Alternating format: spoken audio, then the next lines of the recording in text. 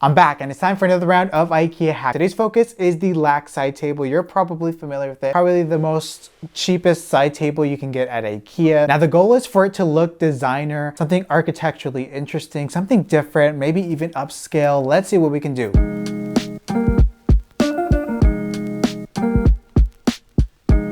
All right, so for this project, we are going to be making a very fun architectural side table, something sculptural and interesting. And we're gonna be using the lac side table. I think it's called a lac side table.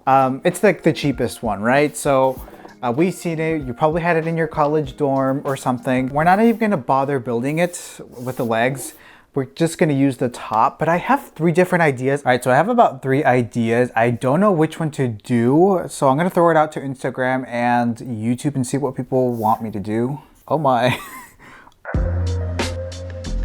The first design is a pedestal with some modern fluting on the base. The second one is more of a cube with some carved arches, and the third one is a plinth with some fluting around the sides. All right, I think we're good. All right, on Instagram, I'm seeing an overwhelming vote for number 1 and then kind of 50-50 with 2 and 3. On YouTube, I'm seeing, and you probably voted too, so let me know if you voted. I am seeing a lot of number 1 and a lot of number 3. ¿Por qué no los dos? Let's go ahead and do 2 of them. So we're gonna do number 1 and number 3. I love number 2, but I think I'll definitely do it in the future. So be sure to subscribe, stay tuned for that. For this project, I'm going to be using a scrap piece of MDF, which I actually got at Lowe's. Honestly, the concept's quite simple. I'm just going to be making a simple base, which is going to be a cube. It ultimately ended up being about 15 inches in size. So I'm just using my table saw to cut to the right dimensions. Then since I already have some extra, might as well cut some of the fluting for it. Honestly, this stuff is pretty, it did go up in price, but it's still cheap rather than buying each slat individually. I got the goods. While the table saw still out, I ended up cutting the base for the other table along with the slats, which ended up being like 40 or something like that. Just like butter. All right, now for some fun stuff. Let's go ahead and put this together. The base, basically just a box, very straightforward. For the sides, I'm gonna use this, I guess for the fluting we'll call it. I'm gonna use these that I cut with scrap piece of MDF. Since I already had it and it's honestly cheaper. I don't know how much of an IKEA hack this really is. We're just using the tabletop. Well, it's okay, we're gonna work with it. But if you were to like recreate this yourself, maybe you can get this cut at the hardware store like Lowe's or Home Depot. So I'm gonna use some wood glue and a brad nailer. I'm using some wood glue and a brad nailer to hold it in place. I have to say, I love working outside and I'm very excited that spring is basically here. The birds are chirping.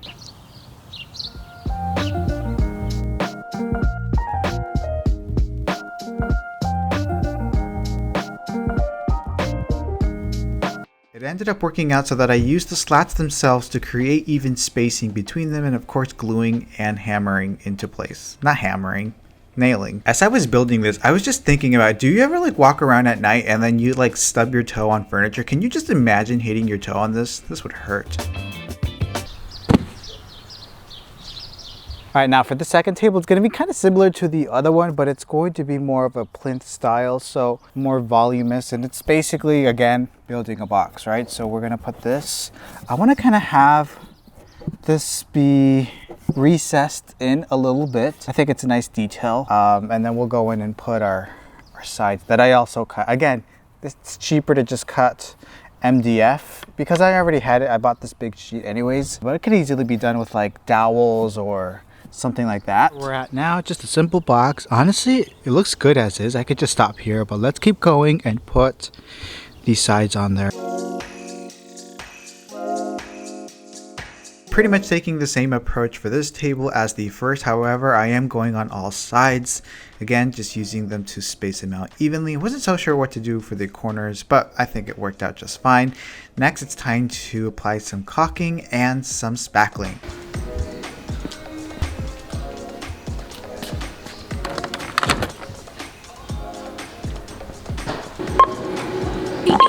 Okay, just came to Lowe's to pick up some caulking. I was literally just here last night, but I always forget something.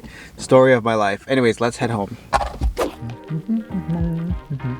It's time for a snack break and I'm eating Magic Spoons, the healthy cereal that tastes too good to be true. I don't know about you, but I used to love eating cereal growing up. I kind of moved away from it as I realized how much sugar and junk was in it, but luckily Magic Spoon has us covered. Magic Spoons has lots of great flavors. I know that they have some cocoa, they got fruity, we also got some peanut butter. Ooh, peanut butter is really good as well. And frosted. I think my favorite one is probably the fruity. I can eat this for days. I eat this when I'm like editing my videos late nights. Such a great snack. And you don't have to feel guilty about eating this cereal. This is actually healthy. Magic Spoon cereal have 0 grams of sugar, 13.4 grams of protein, and only 4 net grams of carbs in each serving. And they're only 140 calories per serving. They're also keto friendly, gluten-free, grain-free, soy-free, and low in carbs. Ooh, and I have a deal for you. Be sure to click the link below and grab a variety pack so you can try it today. And be sure to use the promo code CASAREFINED at checkout to get $5 off your order, or head over to magicspoon.com/CasaRefined.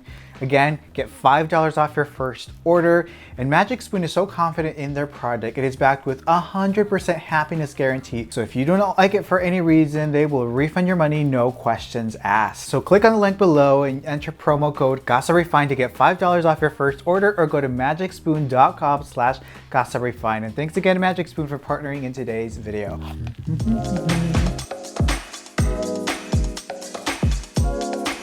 I'm filling up every single hole with this. I started with the spackling knife, but it was ultimately just easier to use my finger, which I don't know if I should be touching this stuff with my finger, but it's fine. Of course, once dry, it's time for a little bit of sanding, cleaning up the edges. We don't want to hurt ourselves, you know, all that jazz. So I was up all night twisting and turning, trying to figure out what I want to do with this. Do I want to plaster this? Do I want to paint this? Maybe the cement skim coat that I love. So much possibility here. So I think I'm going to, because I still have some left over, use some lime wash from the bathroom. It's gonna give it sort of that plastered look, but without, you know, that tape that you gotta use and all that. But first, we're gonna need some primer here. I'm gonna use this stuff right here. It's an acrylic-based primer, which is needed for when using lime wash with like non-porous materials. So I'm gonna go ahead and give it 2 coats of this, and then we'll move on to some lime wash.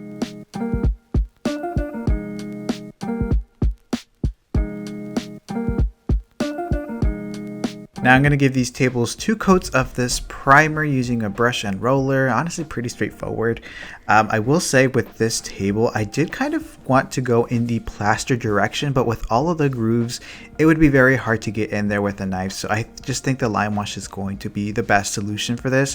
Maybe even spray painting this could be awesome, but here we are.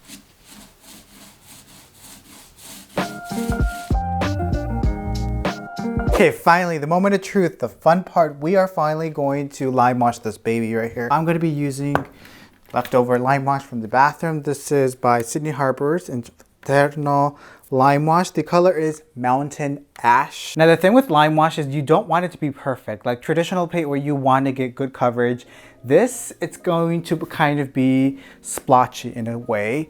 There's sort of a technique to it, but since this is on a smaller scale, it might be hard to do the thing. But basically just 1 coat, let that dry and see what happens, and then we'll assess that. To be honest, I'm trying my best not to be perfect when painting this, but it's hard. It's really hard. I really want to like paint it like normal paint, but I'm just dabbing it as much as I can, kind of getting into the grooves, not so worried if it doesn't get everywhere. For the top, same thing, kind of brushing it. In the end, I think this is going to be best with just 1 coat. However, once that dried, I decided to go in with a little bit of water and brown paint just to bring in a little bit of like a patina, just oh so slightly, not so much. Did the same thing for the other table as well as the top.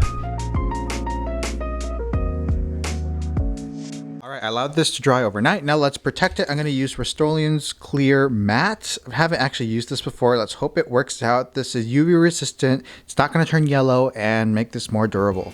To be honest, I was a little reluctant to use this product on lime wash just because I thought it would make it look wet, and it kind of does, but once it dries it goes away a little bit. But I love the way that it brings out that visual texture of the lime wash. Hopefully you can see here on camera how it does that. It kind of gives it a pearl-like finish, kind of like a plastered finish, I would even say. Very, very ideal. I think this is a really good technique. Now of course these would make for excellent side tables, definitely make a statement with them, but I challenged myself. Actually, I didn't even challenge myself, I just put them together, kind of create a nesting table moment as a coffee table just to see what that would look like, and I think it looks nice too. So take a look at the final footage here. Oh, and one more thing, yes, I did glue the top on using some Gorilla Glue, but anyways, enough yapping, let's take a look at the final result.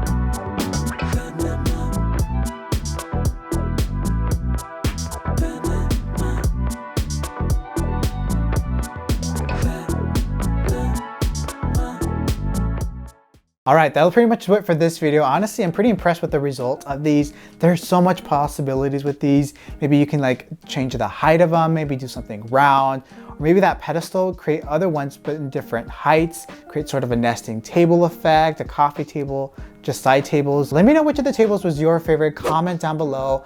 Let me know if you have any other ideas. I'd love to know. Now, if you're really liking these tables but are not feeling the DIY spirit, I found a couple of good options, pretty affordable ones that I will link down below. Check them out. But I think that'll do it for this video, but don't go yet. Check out my other IKEA hacks video.